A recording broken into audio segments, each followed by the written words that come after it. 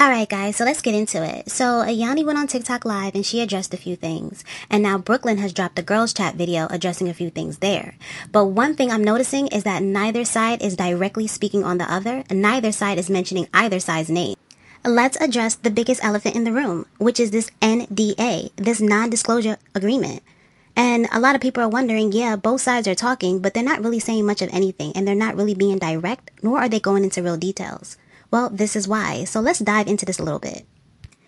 So Yanni came out and said that she signed an NDA, which basically blocks her from speaking about Brooklyn. Now, we don't know the details of this contract, but it could cover anything such as Brooklyn's personal life, her business dealings, her family, her friendships, who knows?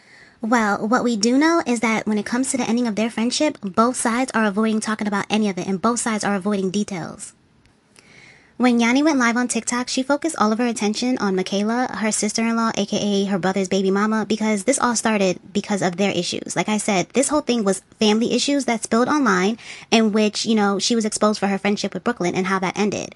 So all of her attention was focused on there. She completely avoided speaking on Brooklyn, but she did touch on the fact that no, nothing happened between her and Chucky. Now, she didn't speak on him by name. She called him the ex, but, it was obvious as to who she was speaking on, and he responded back to her, basically saying, yeah, well, it's true. Alright, so let's now talk about how Brooklyn has addressed the situation, indirectly, but directly, if that makes any sense. Yeah, I know. So she basically did a girls chat in which she talked about general topics that directly relate to what's going on between her and Yanni. And that was her way of addressing it without actually talking about the topic. Because again, this NDA is blocking a lot of information from coming out. When asked, how does it feel when people close to you has hurt you? This is how she responded. Just getting boring, you have nothing else to do, and you put your phone out, you're just sitting there thinking, like, those be the nights I be literally crying. Like, no one knows that, but like, I will be crying. Like, I don't like when people see me cry, so I'll be by myself anytime I cry. But I mean, it's hurtful because you don't do nothing to, when you don't do nothing to somebody and you're just showing them love, doing nothing but helping them, blowing them up, making them feel confident about themselves, changing their whole lifestyle, literally changing their whole lifestyle, the way they live, the way they think, and then they do you dirty, is fucked up. We have to be honest here. Brooklyn definitely put Yanni in a lot of positions to meet new people, be around new people. And it's just like Grammy weekend she was a part of, South by Southwest, BET weekend. I mean, radio interviews, performances.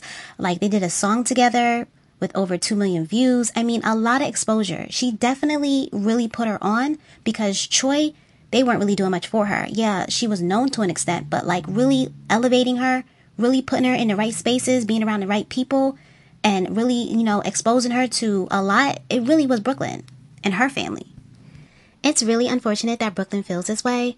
And you know what? Like I've said before in my prior video, it's very clear that some sort of boundaries were crossed and this friendship was hurt in some sort of way. But you know what? I don't want to give too much judgment on this because I don't know what happened. None of us do. And why? Because they won't speak about a damn thing. They're not talking. They're not giving any details. So who am I to judge who did what and who's wrong here and whatever? So that's where I leave that. A lot of supporters are wondering why Brooklyn can't speak on the situation if Yanni is the one that signed the NDA. So look at it like this. If you don't want someone speaking on you, then you don't need to be speaking on that person, especially when they're the ones that signed an NDA.